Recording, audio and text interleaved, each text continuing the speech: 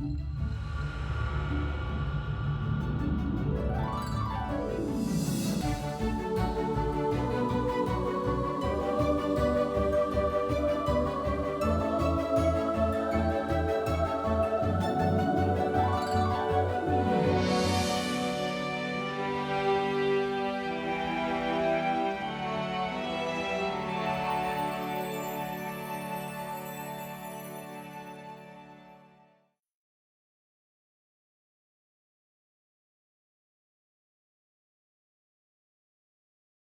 മിശിഹായ്ക്ക് സ്തുതിയായിരിക്കട്ടെ.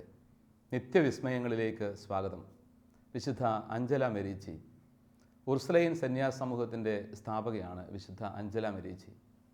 ഇറ്റലിയിൽ ലൊംബാർഡിയിലെ ദെസൻസാനോ പട്ടണത്തിൽ ജനിച്ച വ്യക്തി. 10-ാം വയസ്സിൽ മാതാപിതാക്കൾ നിര്യാതയായതുകൊണ്ട് അനാഥയായ ഒരു വലിയ അവസ്ഥ ഈ മകൾക്കുണ്ടായിരുന്നു. അങ്ങനെ അനാഥത്വത്തിൻ്റെ ദുഃഖം പേറിയ സാഹചര്യങ്ങൾ അധികം അവളെ വലച്ചില്ല. കാരണം അവളുടെ അമ്മാവൻ സാളോ പട്ടണത്തിൽ അവളെ തൻ്റെ സ്വന്തം ഭവനത്തിലേക്ക് സ്വീകരിച്ചു.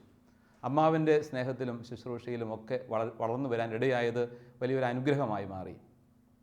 ദെസൻസാനോ അവൾ ജനിച്ച സ്ഥലം വളരെ പ്രധാനപ്പെട്ട ഒരു പുരാതനമായ നഗരമാണ് ഇറ്റലിയിലേത്.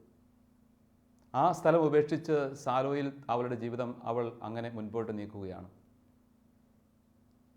20 വയസ്സ് പ്രായമായപ്പോൾ അവളുടെ അമ്മാവനും മരണമടഞ്ഞു. ഈ സാഹചര്യത്തിൽ അവൾ വീണ്ടും ദെസൻസാനോയിലേക്ക്, അതായത് സ്വന്തം ഭവനത്തിലേക്ക് തിരിച്ചു വരികയാണ്. സ്വന്തം ഭവനത്തിൽ അവൾ മാത്രമായി എന്ന നിലയിൽ തന്നെ അവൾക്ക് തൻ്റെ ഭവനം ഏറ്റവും പാവപ്പെട്ട പെൺകുട്ടികൾക്ക് വിദ്യാഭ്യാസം തീരെ ലഭിക്കാതിരുന്നൊരു സാഹചര്യത്തിൽ, മതപഠനം ലഭിക്കാതിരുന്നൊരു സാഹചര്യത്തിൽ അവർക്ക് വേണ്ടി വിട്ടുകൊടുക്കാനായിട്ട് അഞ്ചലോ തയ്യാറാകുന്നു. തൻ്റെ ഭവനം മുഴുവൻ മറ്റുള്ളവർക്കുള്ളൊരു ശുശ്രൂഷാ കേന്ദ്രമായിട്ട് മാറണമെന്ന് അവൾ ഒത്തിരിയേറെ ആഗ്രഹിച്ചു. അങ്ങനെ പെൺകുട്ടികൾക്ക് വേണ്ടിയുള്ള ഈ ഒരു സമർപ്പണം അവൾ നടത്തുന്നു. 1506 അഞ്ചലയ്ക്ക് വലിയൊരു ദർശനം ഉണ്ടാകുന്നുണ്ട്. ദർശനം സ്വർഗം വരെ എത്തുന്ന ഒരു ഗോവണിയാണ്. ദർശനത്തിൽ അവൾ കാണുന്നത് സ്വർഗം വരെ എത്തുന്ന ഈ ഗോവണിയിലൂടെ മാലാഖമാർ കയറിപ്പോകുന്നു, ഒപ്പം ഏതാനും പെൺകുട്ടികളും. വളരെ ശോഭയോടുകൂടി സ്വർഗത്തിലേക്ക് കയറുന്ന മാലാഖമാരും പെൺകുട്ടികളും. അതിലൊരു കുട്ടി മാത്രം മാറി നിന്നുകൊണ്ട് അവളോട് പറയുന്നു, അഞ്ചല, നിനക്കൊരു വലിയ ദൗത്യം നിർവഹിക്കാനുണ്ട്. നീ താമസിയാതെ തന്നെ ബ്രഷ്വായിലേക്ക് പോകണം. ബ്രഷ്വായിൽ നിനക്കൊരു ദൗത്യം നിർവഹിക്കാനുണ്ട്. അവിടെ പെൺകുട്ടികൾക്ക് വേണ്ടിയിട്ടുള്ളൊരു വലിയ സംരംഭം നീ ആരംഭിക്കേണ്ടിയിരിക്കുന്നു. അഞ്ചലായിക്കൊന്നും മനസ്സിലാകുന്നില്ല കാര്യമായിട്ട്. ഏതായിരുന്നാലും അവൾ പെൺകുട്ടികളെ പഠിപ്പിക്കുവാനും മതപഠനം കൊടുക്കുവാനുമുള്ള അവളുടെ ആഗ്രഹം സാവധാനം പൂർത്തിയാക്കിക്കൊണ്ടിരുന്നു. പിന്നീട് ദൈവത്തിൻ്റെ ഹിതം എന്താണ് തന്നെക്കുറിച്ചുള്ളത്, ദർശനത്തിൻ്റെ അർത്ഥം എങ്ങനെയാണ് യാഥാർത്ഥ്യമാവേണ്ടത് എന്നൊക്കെ അവൾ ഇങ്ങനെ തീക്ഷ്ണമായിട്ട് ധ്യാനിക്കുകയും പ്രാർത്ഥിക്കുകയും അന്വേഷിക്കുകയും ചെയ്തുകൊണ്ടിരുന്നു. കുറേയേറെ നാളുകൾ മുൻപോട്ട് നീങ്ങി. അങ്ങനെ മുൻപോട്ട് പോയ ആ നാളുകളിലൊക്കെ അവളുടെ പ്രാർത്ഥന ഇതായിരുന്നു. അങ്ങനെ ഇരിക്കുന്നൊരു വേളയിലാണ് ബ്രഷ്വായിൽ നിന്ന് അവൾക്കൊരു പ്രത്യേക വിളി ലഭിക്കുന്നത്. വിളിയെന്ന് വെച്ചാൽ, ബ്രഷ്വായിലെ ഒരു ഭവനത്തിൽ പുത്രന്മാർ മരിച്ചു. ആ കുടുംബത്തിലെ മക്കൾ മരിച്ച സാഹചര്യത്തിൽ മാതാപിതാക്കൾ എങ്ങനെയോ ഇവളെക്കുറിച്ച്, അഞ്ചലയെക്കുറിച്ച് അറിയാനിടയായി അവരുടെ ഭവനത്തിലേക്ക് ക്ഷണിക്കുകയാണ്. ഇവിടെ ഈ ഭവനം നിനക്ക് പ്രയോജനപ്പെടുത്താം. ഏതെങ്കിലും ഒരു ശുശ്രൂഷ ആരംഭിക്കാൻ ആഗ്രഹിക്കുന്നെങ്കിൽ അത് ഇവിടെയാകാം എന്ന് പറഞ്ഞുകൊണ്ട് ആ മാതാപിതാക്കൾ അഞ്ചല മെരീച്ചിയെ ഈ ദൗത്യം ഏൽപ്പിക്കുന്നു. അഞ്ചല മനസ്സിലാക്കുകയാണ്, ഒരുപക്ഷെ ഇവിടെയായിരിക്കും, ബ്രഷ്വായിലായിരിക്കും തൻ്റെ ദൗത്യം ദൈവം ആഗ്രഹിക്കുന്നത്. അങ്ങനെയായിരുന്നല്ലോ വെളിപ്പെടുത്തപ്പെട്ടതും. ബ്രഷ്വ വളരെ പ്രധാനപ്പെട്ട ഒരു പുരാതന നഗരമാണ്. ആൽപ്സ് പർവ്വത നിരകളുടെ ചുവട്ടിലായിട്ട് സ്ഥിതി കൊള്ളുന്ന ഗാഡ്സ് തടാകത്തിൽ നിന്നും കുറച്ച് ദൂരെയായിട്ട്, ഗാർത്ത തടാകത്തിൽ നിന്ന് കുറച്ച് ദൂരെയായിട്ട് നിലകൊള്ളുന്ന ഒരു സ്ഥലം. അതിപുരാതനമായ സൗധങ്ങളും ദേവാലയങ്ങളും ഒക്കെ അവിടെയുണ്ട്. അങ്ങനെ 16-ാം നൂറ്റാണ്ടിൽ ഏതാണ്ട് വളരെ പ്രധാനപ്പെട്ട ഒരു സാമ്പത്തികാവസ്ഥയിലേക്ക് ഉയർന്നെത്തിയ പട്ടണങ്ങളിൽപ്പെടുന്ന ഒന്നാണ് ബ്രഷ്വ. ദൈവത്തിൻ്റെ പദ്ധതികൾ പലപ്പോഴും ദൈവം ആഗ്രഹിക്കുന്ന സ്ഥലത്തും ആഗ്രഹിക്കുന്ന സമയത്തും ആഗ്രഹിക്കുന്ന വിധത്തിലുമൊക്കെ നടക്കണമെന്ന് അവിടത്തേക്ക് നിർബന്ധമുണ്ട്. അതുകൊണ്ടായിരിക്കാം ഒരു പക്ഷെങ്കിൽ ദെസൻസാനോയിൽ നിന്നും തൻ്റെ ദൗത്യം മാറ്റി ബ്രഷ്വായിലേക്ക് കൊണ്ടുവരണം എന്ന് ദൈവം ആവശ്യപ്പെട്ടത് മറ്റ് 2 വ്യക്തികളിലൂടെ, അല്ലെങ്കിൽ ഒരു മാതാപിതാക്കളിലൂടെ അത് അവളോട് ആവശ്യപ്പെട്ടത്. ദൈവത്തിൻ്റെ ഹിതത്തിന് അവൾ സ്വയം സമർപ്പിക്കുകയാണ്. അവിടെ ധാരാളം യുവതികൾ അവളെ കേൾക്കാനായിട്ട് എത്തുന്നുണ്ട്.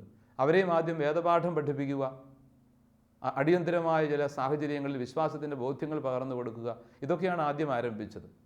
പിന്നീട് അങ്ങോട്ട് വിദ്യാഭ്യാസം കൊടുക്കാനുള്ള ശ്രമങ്ങൾ അവൾ ആരംഭിക്കുകയാണ്. വിദ്യാഭ്യാസം തീരെ ലഭിക്കാതിരുന്ന ഒരു സാഹചര്യത്തിൽ അടിസ്ഥാനപരമായ വിദ്യാഭ്യാസം കൊടുത്തുകൊണ്ട് യുവതികളുടെ സമുദ്ധാരണത്തിന് വേണ്ടി യുവതികളെ എല്ലാ അർത്ഥത്തിലും വളർത്തിയെടുക്കുക, അവരെ വിദ്യാഭ്യാസപരമായി സാംസ്കാരികപരമായി ഉദ്ധരിക്കുക, ഇങ്ങനെയുള്ള ഒരു വലിയ ദൗത്യമാണ് അവൾ പിന്നീട് നിർവഹിക്കുന്നത്. ഏതാണ്ട് 28ഓളം യുവതികൾ അവളുടെ ഈ പ്രത്യേക സംരംഭത്തിലേക്ക് സഹകരിക്കുന്നതായി കാണുന്നുണ്ട്. 1524 വിശുദ്ധ നാടുകൾ തീർത്ഥാടനം നടത്തി അനുഗ്രഹം നേടുവാൻ ആഗ്രഹിച്ചുകൊണ്ട് വിശുദ്ധ നാടുകളിലേക്ക് അവൾ യാത്രയാവുകയാണ്. അങ്ങനെ യാത്രയാകുന്ന വേളയിൽ ക്രേത്തെ ദ്വീപിൽ വെച്ച് അഞ്ചല മെരീച്ചിക്ക് എങ്ങനെയോ അവളുടെ കണ്ണിൻ്റെ കാഴ്ചശക്തി നഷ്ടപ്പെടുന്നു. വലിയ സങ്കടകരമായ ഒരവസ്ഥയിലേക്ക് അവൾ എത്തുകയാണ്. കണ്ണിൻ്റെ കാഴ്ച ഒട്ടുമിക്കവാറും നഷ്ടപ്പെട്ട ഒരവസ്ഥ. എങ്കിലും മറ്റുള്ളവരുടെ സഹായത്തോടു കൂടി അവൾ തൻ്റെ യാത്ര മുൻപോട്ട് നീങ്ങുന്നു. വിശുദ്ധ നാടുകൾ സഞ്ചരിച്ച് വീണ്ടും ക്രേത്തയിൽ തന്നെ എത്തി അവിടെയുള്ള ദൈവാലയത്തിലെ ക്രൂശിത രൂപത്തിൻ്റെ മുമ്പിൽ മുട്ടുകുത്തി തീക്ഷ്ണമായി അഞ്ചല പ്രാർത്ഥിക്കുകയാണ്. ദൈവത്തിൻ്റെ ഹിതത്തിന് സ്വയം സമർപ്പിച്ചുകൊണ്ട് തനിക്ക് സംഭവിച്ച ഈ വിപത്ത്, അതിൻ്റെ അർത്ഥം, ഇതൊക്കെ അന്വേഷിച്ചുകൊണ്ട് അവൾ പ്രാർത്ഥിക്കുന്നു. ആ പ്രാർത്ഥനാ വേളയിൽ അത്ഭുതകരമായിട്ട് അവൾക്ക് കാഴ്ച തിരിച്ചു കിട്ടിയെന്നാണ് ചരിത്രം പറയുന്നത്. അങ്ങനെ കാഴ്ച കിട്ടി അവൾ തിരികെ എത്തുന്നു. 1525, അതായത് അടുത്ത വർഷം, പ്രത്യേകമായ ഒരു വർഷമായിട്ട് പ്രഖ്യാപിച്ചിരുന്ന സാഹചര്യത്തിൽ റോമിലെ വിശുദ്ധ തീർത്ഥാടനത്തിനായിട്ട് അവൾ യാത്ര പോകുന്നു. അങ്ങനെ റോം തൻ്റെ പ്രാർത്ഥനാ സഞ്ചാരത്തിൻ്റെ ഒരു സാഹചര്യത്തിൽ അവിടെ എത്തിച്ചേരുന്നു. അവിടെ വെച്ച് നേരിട്ട് ക്ലമൻ്റ് മാർപ്പാപ്പായുമായിട്ടൊക്കെ പരിചയപ്പെടാൻ അവൾക്കിടയാകുന്നുണ്ട്. അന്നത്തെ ക്ലമൻ്റ് 7-ാമൻ പാപ്പ നേരിട്ട് അവളെ മനസ്സിലാക്കുകയും അവളുടെ ജീവിതത്തിൻ്റെ വിശുദ്ധിയും അവളുടെ ദൗത്യവും എല്ലാം ബോധ്യപ്പെടുകയും ചെയ്ത മാർപ്പാപ്പ അവിടെ തന്നെ അവൾ താമസിക്കുന്നതിന് അവസരമൊരുക്കുന്നുണ്ട്. എങ്കിലും ദൈവത്തിൻ്റെ ഹിതം മറ്റൊന്നാണ് എന്ന് തിരിച്ചറിഞ്ഞുകൊണ്ട് മാർപ്പാപ്പായോട് കാര്യങ്ങൾ തുറന്നു പറയുകയും ദൈവം നൽകിയ ദർശനത്തിൻ്റെ അർത്ഥവും സ്ഥലവുമൊക്കെ പറഞ്ഞു കൊടുക്കുകയും ചെയ്തിട്ട് അവൾ വീണ്ടും തിരികെ ബ്രഷായിലേക്ക് പോരുന്നു. അവിടെ എത്തി തൻ്റെ ദൗത്യം തുടരുകയാണ്. ധാരാളം ആളുകൾ വീണ്ടും ഈ സമൂഹത്തിലേക്ക് എത്തുന്നുണ്ട്. പെൺകുട്ടികൾ, പലതരത്തിലും സാമ്പത്തികമായിട്ട് തകർന്നവർ, ജീവിതത്തിൽ ഒരു എത്തും പിടിയും കിട്ടാത്തവർ, വിദ്യാഭ്യാസം ചെയ്യുവാൻ സാഹചര്യമില്ലാത്ത കുട്ടികൾ, അങ്ങനെയുള്ളവരുടെ നമ്പർ വർദ്ധിച്ചു വരുന്നു. അത് അവളുടെ ദുഃഖം ഒരർത്ഥത്തിൽ പറഞ്ഞാൽ വർദ്ധിപ്പിക്കുകയാണ്. അങ്ങനെയുള്ള ധാരാളം ആളുകൾക്ക് വേണ്ടിയിട്ട് തനിക്കൊരു വലിയ ശുശ്രൂഷ ചെയ്യാനുണ്ട് എന്നുള്ള ഉറച്ച ഒരു ബോധ്യത്തിലേക്ക് അഞ്ചല മെരീച്ചി എത്തിച്ചേരുന്നു. അവളുടെ ദൗത്യം മുൻപോട്ട് നീങ്ങുന്നതിനിടയിൽ ദൈവം അവളെ തിരികെ വിളിക്കുന്നു. പക്ഷെ അതിനു മുമ്പായിട്ട് തന്നെ അവൾ തൻ്റെ ദൗത്യത്തിൻ്റെ അർത്ഥം എന്താണെന്ന് ദൈവം വെളിപ്പെടുത്തി കൊടുത്തത് കൊണ്ട് തന്നെ ഈ സമൂഹത്തിന് വേണ്ടിയിട്ട് ഒരു നിയമാവലി രൂപപ്പെടുത്തുന്നുണ്ട്. ആദ്യമൊക്കെ ഈ സമൂഹത്തിൽ ഒരു സെക്കുലർ സ്വഭാവത്തോടു കൂടിയാണ് കൂടെ സഹായിക്കാൻ എത്തിയവരൊക്കെ പ്രവർത്തിച്ചിരുന്നത്. പെൺകുട്ടികൾ പലരും പഠിക്കാനെത്തുന്നതും മറ്റുള്ളവരെ പഠിപ്പിക്കുന്നതുമൊക്കെ ഒരു സെക്കുലർ സ്വഭാവത്തോടുകൂടി, സന്യാസ സമൂഹത്തിൻ്റെ സ്വഭാവമൊന്നും അതിന് ആദ്യമില്ലായിരുന്നു. വീടുകളിൽ താമസിക്കുന്നു, പിന്നീട് അവർ പഠിക്കുന്നതിനും പഠിപ്പിക്കുന്നതിനുമൊക്കെ ആയിട്ട് ഒരുമിച്ച് വരുന്നു. അങ്ങനെയുള്ള ഒരു സംരംഭമായിരുന്നു ആദ്യമെങ്കിലും പിന്നീട് അതൊരു സന്യാസ സമൂഹത്തിൻ്റെ തലത്തിലേക്ക് എത്തിച്ചേരണം എന്നുള്ള ഒരു ബോധ്യം അവൾക്ക് ലഭിച്ചതുകൊണ്ടാവണം അതിനൊരു നിയമാവലിയൊക്കെ അവൾ പൂർണ്ണമായിട്ടും എഴുതി. അതിനുശേഷമാണ് മരിക്കുന്നത്. 1540 ജാനുവരി 27 അഞ്ചല മെരീച്ചി നിത്യതയിലേക്ക് യാത്രയാകുന്നത്. അഞ്ചലയുടെ മരണത്തിന് ശേഷം പുണ്യവാനായ ചാൾസ് ബൊറോമിയോ മിലാൻ മെത്രാപ്പോലിത്ത, അദ്ദേഹമാണ് ഈ സ്ത്രീകളെ അല്ലെങ്കിൽ ഈ യുവതികളെ വീണ്ടും പുനഃസംഘടിപ്പിക്കുന്നത്. അവർക്ക് നേതൃത്വം കൊടുത്തിരുന്ന വ്യക്തി മരണം വരിച്ചതുകൊണ്ട് പിന്നീട് നേതൃത്വം കൊടുക്കുന്നതിന് വേണ്ടി ഈ ആർച്ച് ബിഷപ്പ് തയ്യാറാവുകയാണ്. അവരെല്ലാം വീണ്ടും പുനഃസംഘടിപ്പിച്ചുകൊണ്ട് കൃത്യമായ ഒരു കാഴ്ചപ്പാടോടുകൂടി ഒരു സന്യാസ സമൂഹം അങ്ങനെ രൂപപ്പെട്ടു വരികയാണ്. ഈ സന്യാസ സമൂഹം പിന്നീട് വർഷങ്ങൾക്ക് ശേഷം ലോകത്തിൻ്റെ വിവിധ ഭാഗങ്ങളിലേക്ക് വ്യാപിക്കുന്നുണ്ട്. ആദ്യമായിട്ട് ഒരു വിദ്യാഭ്യാസം എന്ന ഏക ലക്ഷ്യം മുമ്പിൽ കണ്ടുകൊണ്ട് രൂപപ്പെടുത്തപ്പെട്ട സന്യാസ സമൂഹം എന്ന് വേണമെങ്കിൽ വിശേഷിപ്പിക്കാൻ പറ്റും ഒർസലൈൻ സന്യാസ സമൂഹത്തെ. അതിൻ്റെ പ്രവർത്തനങ്ങൾ ലോകത്തിൻ്റെ വിവിധ ഭാഗങ്ങളിലേക്ക് വ്യാപിച്ചു. പ്രത്യേകിച്ച് നോർത്ത് അമേരിക്കയിലൊക്കെ വളരെ ശക്തമായ രീതിയിൽ വിവിധ സന്യാസ ഭവനങ്ങൾ രൂപപ്പെട്ടു. ലോകത്തിൻ്റെ വിവിധ ഭാഗങ്ങളിലും ഇന്ത്യയിലുമൊക്കെ ഒർസലൈൻ സന്യാസിനിമാർ തങ്ങളുടെ ദൗത്യം, പ്രത്യേകിച്ചും അധ്യാപന ദൗത്യം വളരെ കൃത്യമായിട്ട് നിർവഹിച്ചു വരുന്നുണ്ട്. അഞ്ചല മെരീച്ചിയിലൂടെ ദൈവം നൽകിയിരിക്കുന്ന വലിയ സ്വപ്നങ്ങൾ സഭയുടെ തന്നെ ഒരു വലിയ ദൗത്യമായിട്ടാണ് പിന്നീട് അത് മാറുന്നത്. 1940 മരണമടഞ്ഞ അഞ്ചല മെരീച്ചി വിശുദ്ധയാണെന്ന് ആ കാലത്ത് തന്നെ ജീവിച്ചിരുന്നവർക്കൊക്കെ അറിയാമായിരുന്നു. അതുകൊണ്ട് തന്നെ ധാരാളം ആളുകൾ അന്തിമോപചാരങ്ങൾ അർപ്പിക്കാനും ആദരിക്കാനും ഒക്കെ എത്തിയിരുന്നു. ഏതാണ്ട് 30 ദിവസങ്ങൾക്ക് ശേഷം മാത്രമാണ് ഈ പുണ്യവതിയുടെ ശരീരം സംസ്കരിച്ചത്. 30 ദിവസങ്ങൾ ഇരുന്നെങ്കിലും ഒട്ടും അഴുക്ക് കൂടാതെ, അല്പം പോലും ശരീരം അഴുകാതെ സജീവമായ രീതിയിൽ ശോഭയോടുകൂടെ തന്നെ കാണപ്പെട്ടു. ശരീരം അടക്കിയതിന് ശേഷം വീണ്ടും അത് കുഴിമാടം തുറക്കുകയും അപ്പോഴൊക്കെ ശോഭയോടുകൂടി ജീവിച്ചിരിക്കുന്ന അവസ്ഥയിൽ തന്നെ പുണ്യവതിയുടെ ശരീരം ദൈവം സംരക്ഷിച്ചു. വളരെയേറെ വർഷങ്ങൾക്ക് ശേഷം, നൂറ്റാണ്ടുകൾക്ക് ശേഷം 1907 മെയ് മാസം 28 പരസ്യ വണക്കത്തിന് വേണ്ടിയിട്ട് ഈ പുണ്യവതിയുടെ ശരീരം പുറത്തെടുത്തപ്പോൾ പോലും ഒരു കേടും കൂടാതെ കാണപ്പെട്ടിരുന്നു എന്നത് വലിയ അത്ഭുതകരമായ ഒരു സത്യമായിരുന്നു. ധാരാളം ആളുകളെ അതിലേക്ക് ഈ വിശുദ്ധയുടെ ജീവിതത്തിൻ്റെ പരിമളം അറിഞ്ഞ് അനുഭവിച്ച് തീക്ഷ്ണതയോടുകൂടി ക്രൈസ്തവ ജീവിതം നയിക്കുന്നതിന് വിശുദ്ധയ്ക്ക് ദൈവം കൊടുത്ത വലിയ ഈ കൃപ കാരണമായി തീർന്നു. അങ്ങനെ ദൈവത്തിൻ്റെ വലിയ കൃപയിൽ ദൈവം സംരക്ഷിച്ച ഒരു വലിയ പുണ്യവതി. 1930 യൂണിവേഴ്സിറ്റിയിലെ തന്നെ ഒരു പ്രൊഫസർ, ഒരു വൈദികൻ പ്രത്യേകമായ രീതിയിൽ പരിശോധന നടത്തുകയും രാസപരിശോധനകൾക്കൊക്കെ വിധേയമാക്കുകയും ഒക്കെ ചെയ്തെങ്കിൽ പോലും ശരീരത്തിന് കേടുപാടുകളൊന്നുമില്ല എന്നും ജീവനോടെ ഇരിക്കുന്ന തരത്തിലാണ് ഈ ശരീരം കാണപ്പെടുന്നതെന്നും വ്യക്തമായിട്ട് തന്നെ പ്രഖ്യാപിക്കുകയുണ്ടായി. 1803 പിയൂസ് 7 പാപ്പയാണ് ഔദ്യോഗികമായിട്ട് വിശുദ്ധ എന്ന് പ്രഖ്യാപിക്കുവാൻ ഇടയായത്. പുണ്യവതിയുടെ ജീവിതത്തിൻ്റെ പരിമളവും ജീവിതത്തിൻ്റെ സമർപ്പണവും ലോകത്തിന് എന്നും ഒരു ചൈതന്യമായി നിലകൊള്ളുന്നു.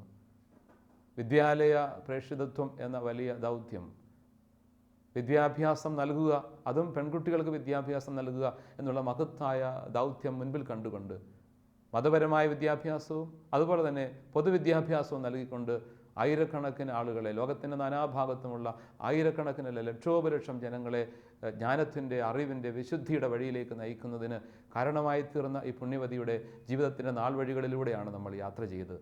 ഈ പുണ്യവതിയുടെ ജീവിതത്തിൻ്റെ വിശുദ്ധ മൂല്യങ്ങളിലേക്ക്, ജീവിതത്തിൻ്റെ ശോഭിതമായ സുവിശേഷ ദർശനങ്ങളിലേക്ക് സാവധാനം നമുക്ക് കടന്നു വരാം.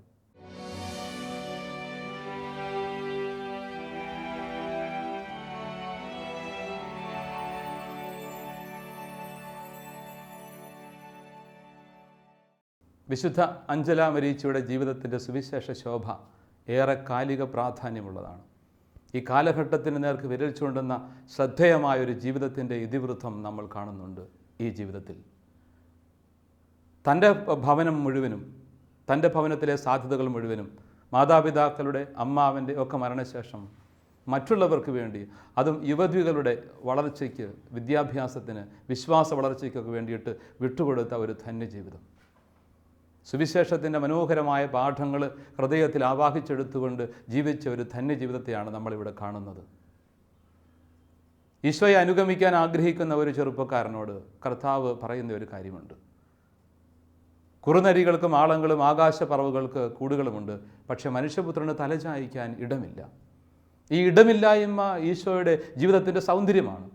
ഈ ഇടമില്ലായ്മയിലാണ് അവിടുന്ന് ഇടം കണ്ടെത്തുന്നതും അവിടുന്ന് വളർന്ന് ഉയർന്നു നിൽക്കുന്നതും ലോകത്തെ മുഴുവനും നിറയ്ക്കുന്നതും. ഇടമില്ലായ്മയിൽ ഇടം കണ്ടെത്തുന്ന ഗുരുവിൻ്റെ പിന്നാലെ നടക്കുന്ന ഒരു വലിയ വിശുദ്ധയാണ് അഞ്ചല മെരീച്ചി. ലോകത്തിന് ഒത്തിരി ഇടങ്ങൾ വെട്ടിപ്പിടിക്കാനുള്ള തീക്ഷ്ണമായ, തീവ്രമായ, അവിഹിതമായ ശ്രമങ്ങളിൽ പോലും ആധുനിക ലോകം അഭിരമിക്കുന്ന കാഴ്ച, അധപതിച്ച കാഴ്ച അതിഭീകരമാണ്. കാലഘട്ടത്തിൻ്റെ വല്ലാത്ത തീരാശാപമായിട്ട് മാറിയിരിക്കുന്ന ഈ ദുരവസ്ഥകൾക്ക് നേരെ ചൂണ്ടുന്ന വിരലാണ് അഞ്ചല മെരീച്ചി. ശ്രദ്ധേയമായ ചിന്തകളാണ് തിരുവചനത്തിൻ്റെ വെളിച്ചത്തിൽ നമുക്ക് ലഭിക്കുന്നത്. ഒരു നിയമജ്ഞൻ ഈശോയെ പരീക്ഷിക്കുവാൻ ആഗ്രഹിച്ചുകൊണ്ട് ചോദിക്കുന്ന ഒരു ചോദ്യമുണ്ട്. അല്ലെങ്കിൽ ഒരുപക്ഷെ അയാൾ ഈശോയുടെ മുമ്പിൽ നല്ലവനായി തീരാൻ ആഗ്രഹിച്ചുകൊണ്ടായിരിക്കാം ആ ചോദ്യവുമായി കടന്നു വരുന്നത്. നിത്യജീവൻ അവകാശമാക്കാൻ എന്തു ചെയ്യണം? ഈശോ പറയുന്നു, നിയമങ്ങൾ അനുസരിക്കണം. നീ അതൊക്കെ ചെയ്യുന്നുണ്ടോ എന്നൊരു ധ്വനി അതിനകത്തുണ്ട്. അയാൾ പറയുന്നു, ഒക്കെ ഞാൻ അനുസരിക്കുന്നുണ്ട്, കൃത്യമായി ചെയ്യുന്നുണ്ട്, നിയമങ്ങളെല്ലാം അനുസരിക്കുന്നുണ്ട്. സ്നേഹപൂർവ്വം ഈശോ അയാളെ നോക്കിയിട്ട് പറഞ്ഞു, മകനെ, നിനക്കൊരു കാര്യം കുറവുണ്ട്. നിനക്കുള്ളതെല്ലാം വിറ്റ് ദരിദ്രർക്ക് കൊടുക്കുക, പിന്നെ വന്ന് എന്നെ അനുഗമിക്കുക. കാതടപ്പിക്കുന്ന ഒരു സ്വരമായിരുന്നു അയാളെ സംബന്ധിച്ചിടത്തോളം അത്. ചിന്തിക്കാൻ വയ്യാത്തൊരു കാര്യം. അയാളുടെ ജീവിതത്തിൽ സമ്പത്തായിരുന്നു ദൈവം. നിയമങ്ങളൊക്കെ ഉണ്ട്, അനുസരിക്കുന്നുണ്ട്, ഒക്കെ ബാഹ്യമായിട്ടൊക്കെ നോക്കുമ്പോൾ ശരിയാണെങ്കിൽ പോലും അയാളുടെ ജീവിതത്തിൽ കർത്താവിന് ദൈവത്തിന് കൊടുക്കുന്ന ഇടം വളരെ ചെറുതായിരുന്നു. അയാളുടെ ജീവിതത്തിലെ മുഖ്യ ഇടവും അയാൾ നൽകിയിരുന്നത് ബാഹ്യമായ ഭൗതികമായ കാര്യങ്ങൾക്കും സ്വാർത്ഥ ചിന്തകൾക്കും ലാഭങ്ങൾക്കും വേണ്ടിയിട്ടായിരുന്നു. അതുകൊണ്ട് അയാൾ നിരാശനായി തിരികെ നടക്കുകയാണ്. നിരാശരും ദുഃഖിതരുമായിട്ട് തിരികെ നടക്കുന്ന ഗതികേടിലേക്ക് ഈ കാലം തന്നെ നീങ്ങിക്കൊണ്ടിരിക്കുകയാണ്. തമ്പുരാൻ്റെ സന്നിധിയിൽ നല്ലവരാണെന്ന് ചിന്തിക്കുമ്പോഴും, നിയമം അനുസരിക്കുന്നുണ്ടെന്ന് ചിന്തിക്കുമ്പോഴും, നിയമത്തിൻ്റെ വഴികളിലൂടെ നടക്കുന്നുണ്ടെന്ന് ചിന്തിക്കുമ്പോഴും വാസ്തവത്തിൽ നിരാശരായി തിരികെ നടക്കുന്ന വല്ലാത്ത ദുരവസ്ഥകൾ നമ്മളെയൊക്കെ ബാധിക്കുന്നില്ലേ എന്നുള്ളൊരു പ്രസക്തമായ ചോദ്യം നമ്മൾ ചോദിക്കേണ്ടിയിരിക്കുന്നു. ഈ മനുഷ്യൻ നിരാശനായി കടന്നു പോകുന്നു. ഈശോയുടെ കൂടെ ശിഷ്യന്മാരുണ്ട്. അവർ ചോദിക്കുന്നു, ഇങ്ങനെയാണെങ്കിൽ ആർക്ക് രക്ഷപ്പെടാൻ പറ്റും? അപ്പോൾ ഈശോ പറയുന്നു, അതോടൊപ്പം തന്നെ അവർ കൂട്ടിച്ചേർക്കുകയാണ്, ഞങ്ങളെല്ലാം ഉപേക്ഷിച്ചല്ലോ. ഈശോ പറയുന്നൊരു കാര്യമുണ്ട്, ധനികന് സ്വർഗരാജ്യത്തിൽ പ്രവേശിക്കുന്നതിനേക്കാൾ എളുപ്പം ഒട്ടകം സൂചിക്കുഴിയിലൂടെ കടന്നു പോകുന്നതാണ്.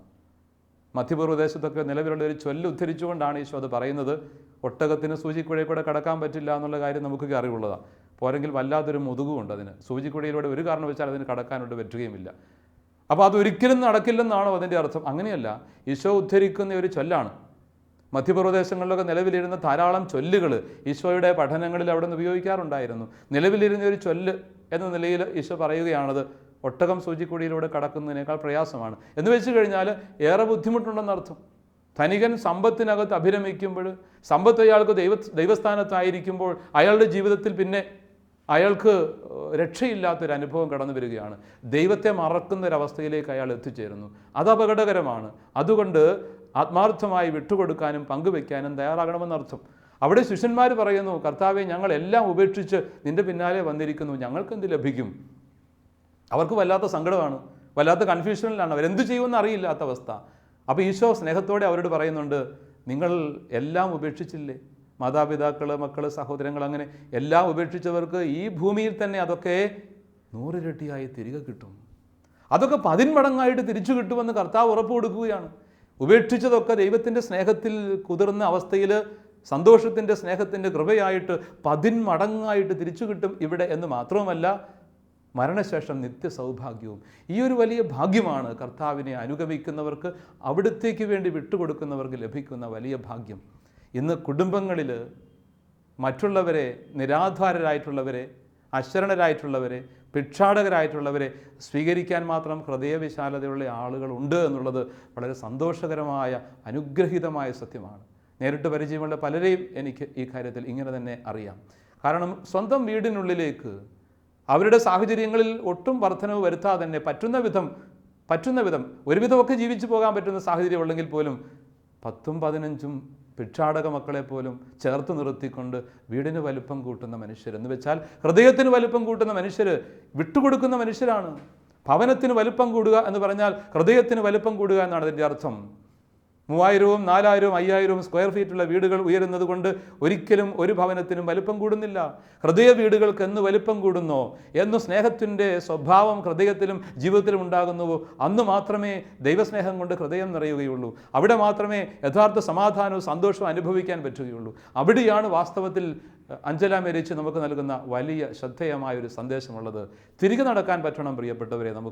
നമ്മളൊക്കെ സ്വരുക്കൂട്ടി വെക്കുന്നത്, ഒരുപക്ഷെ അവിഹിതമായിട്ട് പോലും തട്ടിയെടുക്കാനും വെട്ടിപ്പിടിക്കാനും ശ്രമിക്കുന്നത്, സ്വാർത്ഥങ്ങൾക്കനുസരിച്ച് കാര്യങ്ങൾ സ്വന്തമാക്കാൻ ശ്രമിക്കുന്നതിനകത്തുള്ള വലിയ അപകടത്തെക്കുറിച്ചുള്ള ഓർമ്മപ്പെടുത്തൽ ഇവിടെ സുവിശേഷത്തിൻ്റെ വെളിച്ചത്തിൽ കർത്താവ് നമുക്ക് തരുന്നുണ്ട്. വിട്ടുകൊടുക്കാനുള്ള സന്നദ്ധത വീടുകളിൽ പോലും വിട്ടുകൊടുക്കാൻ, ഒരു വീടിനകത്ത് പോലും സാധിക്കുന്നില്ല. സഹോദരങ്ങൾക്ക് തമ്മിൽ പോലും സ്വയം ഒന്ന് ഇത്തിരി ഒതുങ്ങിക്കൊടുക്കാൻ പറ്റാത്തൊരവസ്ഥ. ഒരു കുഞ്ഞുകൂടി പിറന്നു വീഴാൻ ഇടം കൊടുക്കാനായിട്ട് മാതാപിതാക്കൾ തയ്യാറാവാത്ത വലിയ ദുരന്തങ്ങളെക്കുറിച്ച് സങ്കടപൂർവ്വം നമ്മൾ ചിന്തിക്കണം. ആത്മപരിശോധന ചെയ്തിട്ട് മാറി നടക്കാൻ ശ്രദ്ധിക്കണം. ഒരു കുഞ്ഞിന് കൂടി ഇടം നൽകാനായിട്ട്, ഉദരം വിട്ടുകൊടുക്കാനായിട്ട് തയ്യാറാവാത്ത അമ്മമാരെക്കുറിച്ച് ദൈവം സങ്കടപ്പെടുന്നുണ്ടെന്നുള്ളതാണ് സത്യം. അതുകൊണ്ട് നമുക്ക് നമ്മെ തന്നെ ഒന്നുകൂടി പരിശോധനയ്ക്ക് വിധേയമാക്കാം. നമ്മുടെ ജീവിതത്തിൽ തമ്പുരാൻ ഇടം കൊടുക്കണമെന്നുള്ള വലിയ സത്യം നമ്മെ ഓർമ്മപ്പെടുത്തുന്നു. അഞ്ചല മെരീച്ചിയുടെ ജീവിതത്തിലെ രണ്ടാമത്തെ പ്രധാനപ്പെട്ട ഒരു കാര്യമാണ് വിദ്യാഭ്യാസത്തിന് വേണ്ടിയിട്ട്, വിശുദ്ധമായ ജ്ഞാനത്തിന് വേണ്ടിയിട്ട് തൻ്റെ ജീവിതവും ഒരു സമൂഹത്തെയും തന്നെ രൂപപ്പെടുത്തിയ ഒരു വ്യക്തി. സ്വന്തം ജീവിതവും ഒരു സമൂഹത്തെയും ഒക്കെ വിദ്യാഭ്യാസത്തിന് വേണ്ടി, അത് സ്ത്രീ വിദ്യാഭ്യാസത്തിന് വേണ്ടി, ഒരു കാലഘട്ടത്തിൽ സ്ത്രീകൾക്ക് വിദ്യാഭ്യാസം വേണ്ടത്ര ലഭിക്കാതിരുന്ന ഒരു കാലഘട്ടത്തിൽ ധീരമായ ചുവടുകൾ വെച്ചുകൊണ്ട് തന്നെ സമർപ്പിച്ച വലിയ ഒരു വിശുദ്ധ. വിദ്യാഭ്യാസം അതിൻ്റെ ശരിയായ അർത്ഥത്തിൽ ഒരു വിശുദ്ധമായ ജ്ഞാനമാണ്, വിശുദ്ധമായ ജ്ഞാനമാണ്, ദൈവികമായ ജ്ഞാനം അതിനകത്തുണ്ടാവണം. അക്ഷരങ്ങളുടെ പിറകിൽ ഒരു ആധ്യാത്മികത ഉണ്ടാവണം എന്നതാണ് ഇതിൻ്റെ അർത്ഥം. അക്ഷരങ്ങളുടെ പിറകിൽ ആധ്യാത്മികത മരിച്ചിരിക്കുന്നു എന്ന് ഈ കാലഘട്ടത്തിലെ വിദ്യാഭ്യാസ മേഖലയെ ഗ്രസിച്ചിരിക്കുന്ന ഏറ്റവും അപകടകരമായ ഒരു ദുരന്തം എന്ന് പറയുക, അക്ഷരങ്ങളുടെ പിറകിലെ ആധ്യാത്മികത ആത്മഹത്യ ചെയ്തിരിക്കുന്നു. അത്രമാത്രം വലിയ ദുരന്തത്തിലേക്ക് എത്തുന്ന വലിയ ഗതികേടിൻ്റെ അവസ്ഥയിലൂടെ നമ്മൾ കടന്നു പോകുന്നു ചിന്തിക്കുമ്പോൾ ഒരു ദോഷൈകതർക്കായിട്ടല്ല ഞാൻ ഇവിടെ നിൽക്കുക, മറിച്ച് ശുഭോദർക്കമായ ഒത്തിരി കാര്യങ്ങളുണ്ട്. നന്മയുടെ ചരാതുകൾ കത്തുന്നുണ്ടെങ്കിലും ശരി, ഇവിടെയെല്ലാം നമുക്ക് ഒന്നുകൂടി ആവർത്തിച്ച് എണ്ണ നിറയ്ക്കാനായിട്ട് പറ്റണം. അല്ലെങ്കിൽ ഈ ചരാതുകൾ കെട്ടുപോകും. വെളിച്ചം, ഗുരുമുഖത്തു നിന്ന് ലഭിക്കേണ്ട വെളിച്ചം, ഗുരുവെന്ന വാക്കിൻ്റെ പോലും അർത്ഥം അന്ധകാരം അകറ്റുന്നവനെന്നാണല്ലോ. അതുകൊണ്ട് ആ വെളിച്ചം കെട്ടുപോകാതിരിക്കണമെങ്കിൽ ആത്മാർത്ഥമായ ആത്മീയതയുടെ എണ്ണ നിറയ്ക്കാനായിട്ട് നമ്മൾ തയ്യാറാവണം. വിദ്യാഭ്യാസത്തിൻ്റെ മേഖലയിൽ കേരളത്തിൻ്റെ കാലിക സാഹചര്യങ്ങളിലൊക്കെ അറ്റുപോയിക്കൊണ്ടിരിക്കുന്ന വിദ്യാഭ്യാസ മേഖലകളിലെ ദുരന്തങ്ങൾ, അറ്റുപോയിക്കൊണ്ടിരിക്കുന്ന അവസ്ഥകളെക്കുറിച്ച്, വിദ്യാഭ്യാസത്തിൻ്റെ മേഖലകളിലെ തകർച്ചകളെക്കുറിച്ച്, ഭാരതത്തിലെയും ഒക്കെ അവസ്ഥകൾ ഒരുമിച്ച് നമ്മൾ ചിന്തിക്കുമ്പോൾ നാം ഇനിയും ഏറെ കാതങ്ങൾ മുൻപോട്ട് നീങ്ങാനുണ്ട്. കൃത്യമായ ഒരു ബോധന വെളിച്ചം നമുക്ക് ലഭിക്കാനുണ്ടെന്നാണ് അതിൻ്റെ അർത്ഥം. സഭ ഈ കാലഘട്ടത്തിലെന്നല്ല, എന്നും അഞ്ചല മെരീച്ചിയുടെ ഓർസലൈൻ സന്യാസ സമൂഹത്തിൻ്റെ കാര്യത്തിൽ മാത്രമല്ല, എത്രയോ സന്യാസ സമൂഹങ്ങളും എത്രയോ രൂപതകളും അല്ലെ സഭാ സമൂഹം, പ്രത്യേകിച്ചും കത്തോലിക്ക സഭാ സമൂഹം എന്തുമാത്രമാണ് വിദ്യാഭ്യാസ മേഖലയിൽ സംഭാവനകൾ നൽകി ഈ മേഖലയിൽ വളർത്തിയിരിക്കുന്നത് സമൂഹത്തെ എന്നത് അഭിമാനത്തോടെ നമ്മൾ ചിന്തിക്കേണ്ട കാര്യം തന്നെയാണ്. പക്ഷേ അവിടെ ആത്മശോധനയ്ക്ക് ഇടവുമുണ്ട്. ഒരു 1.5 നൂറ്റാണ്ടുകൾക്കപ്പുറത്ത് പുണ്യവാനായിട്ട് പ്രഖ്യാപിക്കപ്പെട്ട ചാവറ കുര്യാക്കോസ് ഏലിയാസച്ചൻ നേതൃത്വം കൊടുത്തുകൊണ്ട് സവർണരെയും അവർണരെയും ഒരുമിച്ചിരുത്തിക്കൊണ്ട് വിദ്യാഭ്യാസം കൊടുത്ത മനോഹരമായ രംഗങ്ങൾ, ദളിതർക്കും ഉന്നത കുലജാതരായിട്ടുള്ളവർക്കും ഒരുമിച്ചിരുന്നു കൊണ്ട് വിദ്യാഭ്യാസം കൊടുക്കാൻ, സംസ്കൃത വിദ്യാഭ്യാസം നൽകുവാൻ അവരെ ഒരുമിച്ചിരുത്തിക്കൊണ്ട് ഒരേ സ്നേഹത്തിൽ ചേർത്ത് നിർത്തി കോർത്ത് അവരെ മുൻപോട്ട് നയിക്കാൻ ശ്രമിച്ച ആ ക്രാന്തദർശിയുടെ ജീവിതത്തിൻ്റെ പ്രകാശവും സൗന്ദര്യവും അതൊക്കെ ഏറ്റുവാങ്ങാനായിട്ട് നമുക്കും ഈ കാലഘട്ടത്തിൽ സാധിക്കണം. വിശുദ്ധരായിട്ട് ആളുകൾ സഭ വിശുദ്ധരായിട്ട് ആളുകളെ പ്രഖ്യാപിക്കുമ്പോൾ അവരുടെ ജീവിതത്തിൻ്റെ ശോഭ നമ്മുടെ ജീവിതത്തിലും ഉണ്ടാകണമെന്ന വലിയ ലക്ഷ്യമുണ്ട്. അതുകൊണ്ട് വിദ്യാഭ്യാസ മേഖലയിൽ പ്രത്യേകിച്ചും സഭ നൽകിയിരിക്കുന്ന വലിയ സംഭാവനകൾ, ഭാരതസഭ നൽകിയിരിക്കുന്ന വലിയ സംഭാവനകൾ, അതിനെ തമസ്കരിച്ചും തേജോവധം ചെയ്തുമൊക്കെ ഇല്ലെന്നാക്കി കാണിക്കാനുള്ള വളരെ ആസൂത്രിതമായ രാഷ്ട്രീയ സംഘടിത ശ്രമങ്ങൾ ഈ കാലഘട്ടത്തിൽ ഉണ്ട് എന്ന കാര്യം കൂടെ നമ്മൾ തിരിച്ചറിയണം. ആരൊക്കെ എന്തൊക്കെ പറഞ്ഞാലും ചരിത്രം സാക്ഷിയാണിതിനെല്ലാം. ഒരു കാലഘട്ടത്തിൽ നമ്മൾ നൽകിയിരുന്ന വിദ്യാഭ്യാസത്തിൻ്റെ ആ വെളിച്ചം ഒരിക്കലും കെട്ടുപോകാതെ ഇനിയും നൽകാനായിട്ട് നമുക്ക് സാധിക്കണം. ജാതി മത വ്യത്യാസങ്ങൾക്ക് അതീതമായിട്ട് എല്ലാവരെയും സ്നേഹത്തിൻ്റെ സമാഭാവനയിൽ കോർത്തിണക്കിക്കൊണ്ട് അക്ഷരങ്ങളുടെ ആത്മീയ വെളിച്ചത്തിലൂടെ മുൻപോട്ട് നയിക്കാൻ, യഥാർത്ഥ ജ്ഞാനത്തിലൂടെ വളർത്തിയെടുക്കാൻ ഇനിയും നമ്മൾ മുൻപോട്ട് പോകേണ്ടിയിരിക്കുന്നു. ഏതെങ്കിലും തരത്തിൽ കച്ചവടത്തിൻ്റെ ഒരു സംസ്കാരം അറിഞ്ഞോ അറിയാതെ ഈ മേഖലയിൽ എവിടെയെങ്കിലും കയറിപ്പറ്റുന്നുണ്ടെങ്കിൽ അവിടെയൊക്കെ വിരാമം വിടാനും നമുക്ക് സാധിക്കണം. അങ്ങനെയുള്ള തിന്മയുടെ കുത്തൊഴുക്കുകളും ഉണ്ടാകുന്നുണ്ട് ഈ നാളുകളിൽ പല മേഖലയിൽ നിന്നും. പക്ഷേ അവിടെയൊക്കെ വ്യക്തമായ സുവിശേഷത്തിൻ്റെ ദർശനത്തോടു കൂടി മുമ്പോട്ട് നീങ്ങാൻ നമുക്ക് സാധിക്കണം. ബൗദ്ധികമായ വളർച്ച മാത്രമല്ല, യഥാർത്ഥ ആത്മീയ വളർച്ച കൂടി വിദ്യാഭ്യാസത്തിൻ്റെ മേഖലയിൽ ഉണ്ട് എന്നുള്ളത് നമ്മൾ തിരിച്ചറിയണം. അതുകൊണ്ട് തന്നെയാണ് അഞ്ചല മെരീച്ചിയൊക്കെ മതപഠനം എന്ന ചിന്തയിൽ നിന്ന് തുടക്കം കുറിക്കുന്നത്. ആത്മീയതയിൽ ആരംഭിച്ചിട്ട് ആ ആത്മീയത ചുറ്റുവട്ടങ്ങളിലേക്ക് വ്യാപിപ്പിക്കുക, ആ ആത്മീയ വെളിച്ചത്തിൽ മനുഷ്യർക്ക് യഥാർത്ഥ ജ്ഞാനം കൊടുക്കുക. അങ്ങനെ ജ്ഞാനത്തിൻ്റെ ഉറവിടമായ ദൈവത്തിൻ്റെ വലിയ പ്രകാശത്തിൽ ലോകത്തെ നോക്കിക്കാണാൻ, മറ്റുള്ളവരെ നോക്കിക്കാണാൻ കഴിയണം. അല്ലാത്ത പക്ഷം അറിവ് പലപ്പോഴും അപകടങ്ങളിലേക്ക് എത്തിക്കുന്നുണ്ട്. അറിവ് കിട്ടിയതുകൊണ്ടും വലിയ ഡിഗ്രികൾ കൈവശമാക്കിയതുകൊണ്ടും ആരുമെങ്ങും എത്തിച്ചേരുന്നില്ല എന്നുള്ളതാണ് സങ്കടകരമായൊരു സത്യം. അതുകൊണ്ട് അക്ഷരത്തിൻ്റെ ആത്മീയ വെളിച്ചം അത് ആന്തരികമായി കൂടി ആവാഹിച്ചെടുത്തുകൊണ്ട് അതിനെ ശരിയാവണ്ണം മനസ്സിലാക്കാനും ഉൾക്കൊള്ളാനും അത് ജീവിക്കാനും നമുക്ക് സാധിക്കണം. ആ മേഖലയിൽ വിശുദ്ധാത്മാക്കൾ നൽകിയ വലിയ മാതൃക ഈ കാലഘട്ടത്തിൽ സഭ ഒന്നുകൂടി സ്വീകരിക്കാനും, എവിടെയെങ്കിലുമൊക്കെ കുറവുകൾ വരുന്നുണ്ടെങ്കിൽ അത് മാറ്റിയെടുത്ത് ആത്മപരിശോധനാപൂർവ്വം പുതിയ ചുവടുകൾ വയ്ക്കാനും ശ്രമിക്കണം. അതിന് വിശുദ്ധ അഞ്ചല മെരീച്ചിയുടെ ജീവിതവും മാതൃകയും വലിയൊരു സാധ്യതയായി നമ്മുടെ മുമ്പിൽ അവതരിക്കുന്നു. ഈ ധന്യജീവിതത്തെ നമുക്ക് നോക്കിക്കാണാം. ഇടം കൊടുത്ത വ്യക്തി, മറ്റുള്ളവർക്ക് വേണ്ടി സ്വന്തം വീടും സൗകര്യങ്ങളും സാധ്യതകളും മാറ്റിവെച്ച വ്യക്തി. ആ സമർപ്പണത്തിൻ്റെ ഇടം നൽകൽ, ഹൃദയ വീട് വിശാലമാകുന്ന മനോഭാവത്തിലേക്കുള്ള വളർച്ച, അക്ഷരത്തിൻ്റെ വെളിച്ചത്തിൽ ആത്മീയതയിൽ വളർത്താനുള്ള ശ്രമങ്ങൾ, ഇതൊക്കെ ഇന്ന് നമുക്ക് ജ്വലിക്കുന്ന മാതൃകയായി മാറട്ടെ.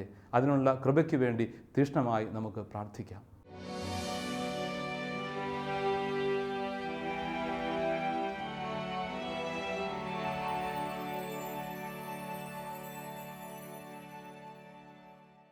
മിഴിപൂട്ടി നമുക്ക് ദൈവസന്നിധിയിലേക്ക് തിരിയാം. ഞങ്ങളുടെ കർത്താവേ, ഞങ്ങളുടെ ദൈവമേ, അങ്ങയുടെ ജീവിക്കുന്ന സാന്നിധ്യം ഏറ്റു പറഞ്ഞുകൊണ്ട് അങ്ങേ ആരാധിക്കുകയും സ്തുതിക്കുകയും നന്ദി പറയുകയും ചെയ്യുന്നു. വലിയ വിശുദ്ധിയായ അഞ്ചല മെരീച്ചിയുടെ ജീവിതത്തെ ഞങ്ങൾക്ക് മാതൃകയായി നൽകുന്നതിനെ ഓർത്ത് അങ്ങേക്ക് നന്ദി പറയുന്നു. അവിടുത്തെ വലിയ സ്നേഹവും കരുതലും അനുഭവിച്ച് ജീവിക്കുവാൻ ഞങ്ങളെ അനുഗ്രഹിച്ചാലും നിൻ്റെ പരിപാലനയിൽ ഞങ്ങൾക്ക് ലഭിച്ച അറിവിൻ്റെ അക്ഷരത്തിൻ്റെ അനുഭവ വെളിച്ചത്തിലൂടെ ഞങ്ങൾ ജീവിക്കട്ടെ. ഒർസലൈൻ സന്യാസ സമൂഹത്തിന് രൂപം കൊടുത്ത അഞ്ചല മെരീച്ചിയുടെ ജീവിതത്തിലൂടെ അനേകായിരങ്ങൾ അക്ഷര വെളിച്ചം പ്രാപിക്കുകയും അറിവിലും ജ്ഞാനത്തിലും വിശുദ്ധിയിലും വളരുകയും ചെയ്യുവാൻ അങ്ങ് തിരുമനസ്സായല്ലോ. നല്ല ദൈവമേ, അവിടുന്ന് ഞങ്ങൾക്ക് നൽകിയ അറിവിൻ്റെ പ്രകാശത്തെ ഓർത്ത് അങ്ങേക്ക് നന്ദി പറയുന്നു. ഞങ്ങൾക്ക് ലഭിച്ച അറിവ് അങ്ങയെ മഹത്വപ്പെടുത്തുന്നതിനും മറ്റുള്ളവർക്ക് നന്മ ചെയ്യുന്നതിനും കാരണമായി തീരട്ടെ. അറിവിലൂടെ ഒരിക്കലും ഞങ്ങളുടെ ജീവിതം നഷ്ടപ്പെട്ടു പോകാതെ കൂടുതൽ വളർത്തിയെടുക്കുവാൻ, ലോകത്തിന് വെളിച്ചമായി മാറുവാൻ, ഭൂമിയുടെ ഉപ്പും ലോകത്തിൻ്റെ പ്രകാശവുമായിട്ട് നന്മ ചെയ്തുകൊണ്ട് ജീവിക്കുവാൻ ഞങ്ങൾക്കിടയാകട്ടെ. ഈ കാലഘട്ടത്തിൽ അറിവിലൂടെയും ബുദ്ധിയിലൂടെയും തിന്മ പരക്കുന്ന സാഹചര്യങ്ങളിൽ വിശ്വാസത്തിൻ്റെ ദീപ്തിയായിട്ടും വിശ്വാസത്തിൻ്റെയും സ്നേഹത്തിൻ്റെയും സാക്ഷ്യമായിട്ടും മാറുവാൻ ഞങ്ങളെ ഓരോരുത്തരെയും അവിടുന്ന് അനുഗ്രഹിച്ചാലും.